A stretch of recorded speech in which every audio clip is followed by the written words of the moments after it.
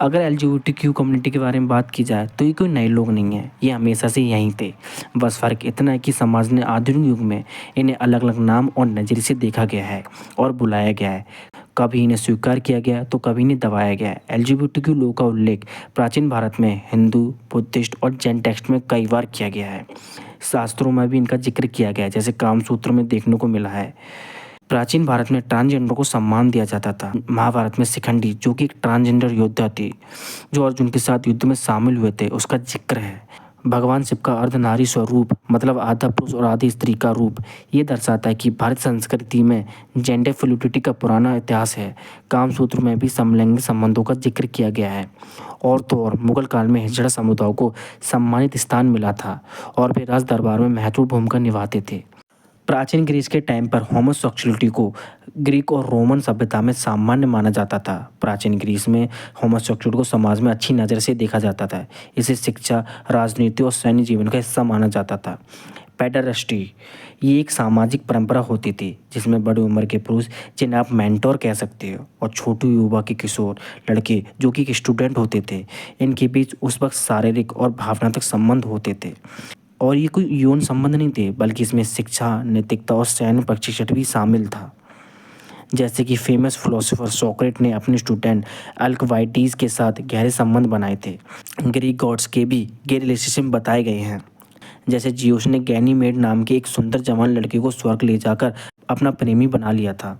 और ग्रीक देवता हेराक्लियस के कई पुरुष प्रेमी थे, और ये बात साहित्य शास्त्रों में खुले तौर पर लिखी गई है।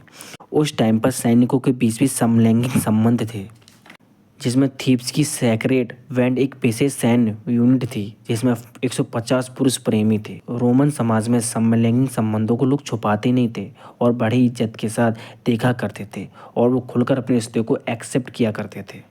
मध्यकाल में एलजीबीटी लोगों को बहुत कुछ झेलना पड़ा। जैसे जैसे संगठित धर्म जैसे ईसाई और इस्लाम का दबदबा बढ़ा, वैसे वैसे एलजीबीटीक्यू लोगों के प्रति रवैया कठोर होता गया और अत्याचारी हो गया। उस टाइम यूरोप में समलैंगिकता को पाप माने जाने लगा। ने भी एलजीबीटी लोगों को शैतान का अनुयायी घोषित कर दिया। अभी और 17वीं शताब्दी में समलैंगिक लोगों को जिंदा जला दिया जाता था और फिर उन्हें जान से मार दिया जाता था। जैसे कि एक बार इंग्लैंड में ऑस्कर विल्डी, जो कि एक फेमस राइटर थे, उस समय उनको गे होने के कारण जेल भेज दिया गया था। अगर भारत की बात की जाए, जब भारत में अंग्रेज आए तब 1861 में ब्रिटिश राज ने धारा 377 लागू किया, जिससे समलैंगिकता को अपराध माने जाने लगा। अब एलजीबीटी लोग छिपकर जीने को मजबूर हो गए। अंग्रेजों के भारत में आने से पहले हिजड़ा समुदाय को समाज में सम्मान मिलता था, लेकिन ब्रिटिश रूलर ने उन्हें क्रिमिनल ट्राइब घोषित कर दिया। अब हालत इतनी ज़्यादा बुरी हो चुकी थी, अगर कोई भी समलैंगिकता और कोई भी गैर पारंपरिक यौन संबंध देखने को मिलता था तो दोषी पाए जाने पर उम्र कैद तक की सजा हो जाती थी।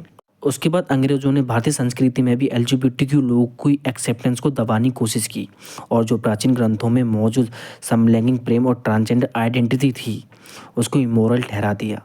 समाज में ईसाई नैतिकता को बढ़ावा दिया, जिससे एलजीबीटीक्यू लोगों के खिलाफ लोगों की सोच और मजबूत हो गई। जो हमारे भारत में मंदिर में मूर्ति और चित्र थे जिससे समलैंगिकता और ट्रांसजेंडर की पहचान थी, अंग्रेजों ने उन्हें अश्लीलता कहकर उन मूर्तियों को भी नष्ट कर दिया। अब एलजीबीटीक्यू लोगों को हर वक्त कुछ न कुछ झेलना पड़ता था, लेकिन इतना कुछ झेलने के बाद वो वक्त आ गया जब उनकी आवाज़ उठनी शुरू हुई। हाँ, 19वीं और 20वीं शताब्दी में एलजीबीटीक्यू प्लस कम्युनिटी के लिए अच्छे दिन शुरू हुए। जैसे कि यूएस में 1969 का वो स्टोनवॉल दंगा, जो कि ऐतिहासिक घटना बन चुका था। वो वही वक्त था जब एलजीबीटीक्यू लोगों पर हो रहे अत्याचार पर लोगों ने आवाज़ उठाई। ये दंगा उस वक्त कोई विरोध नहीं था, बल्कि एक क्रांति थी जिसने दुनिया भर में एक छाप छोड़ दी थी, और उस वक्त एलजीबीटी के अधिकारों की लड़ाई को जन्म दिया। उस वक्त 28 जून 1969 की रात में पुलिस ने स्टोनवॉल इन पर अचानक छापा मारा। पुलिस ने वहां मौजूद गे, लेस्बियन, ट्रांसजेंडर और ड्रैग क्वींस को बाहर खींचकर पीटना शुरू किया। इनमें कई लोगों को अरेस्ट किया और उनकी बेइज्जती की गई। ये पुलिस के लिए एक मामूली सी हरकत थी, लेकिन एलजीबीटी लोगों का गुस्सा बहुत ज़्यादा बढ़ गया है इस बार एलजीबीटी, जिससे उन्होंने चुप रहने से इनकार कर दिया और भीड़ ने विरोध करना शुरू कर दिया। और इस बार लोग डरने की बजाय पुलिस के खिलाफ खड़े हो गए, जिसमें मार्शा पी जॉनसन और सिल्वी रिवेरा जैसी ट्रांसजेंडर एक्टिविस्ट ने विरोध का प्रदर्शन स्टार्ट किया।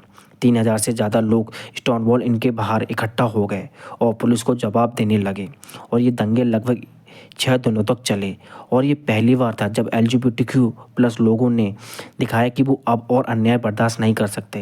यहाँ तक कि पूरे न्यूयॉर्क में अधिकारों के लिए प्रदर्शन होने लगे, जिस वजह से 1970 में पहली बार LGBTQ+ लोगों के राइट्स के लिए प्राइड मार्च निकाली गई। उनके कई संगठन बनाए। धीरे धीरे अमेरिका और दूसरे देशों में भी इन लोगों के कानूनी अधिकार मिलने लगे। आज हर साल जून में प्राइड मंथ मनाया जाता है, जो कि स्टोनवॉल दंगों की याद दिलाता है। भारत में भी 2019 में दिल्ली हाईकोर्ट ने धारा 370 हटाकर समलैंगिकता को अपराध की कैटेगरी से बाहर निकाल दिया। 2019 में भारत सरकार ने ट्रांसजेंडर के लिए ट्रांसजेंडर पर्सन प्रोटेक्शन एक्ट लागू किया। आज भारत LGBT के राइट्स को स्वीकार करने की दिशा में आगे बढ़ रहा है, लेकिन समलैंगिकता विवाह को अभी भी लीगल नहीं किया गया। तो ये था पूरा इतिहास LGBT+ लोग का। वैसे तो बताने के लिए बहुत कुछ है, लेकिन वीडियो ज़्यादा लंबी ना हो, इसलिए आज के लिए बस इतना ही। लेकिन अगर आपको टॉपिक अच्छा लगा हो और आप चाहते हो कि इसका पार्ट 2 भी बने, तो आप मुझे कमेंट बॉक्स में बता सकते हो। मैं इसके ऊपर एक पार्ट 2 भी तैयार कर सकता हूँ। और मैं मिलता हूँ आपको अगली वीडियो में, तब तक के लिए बाय।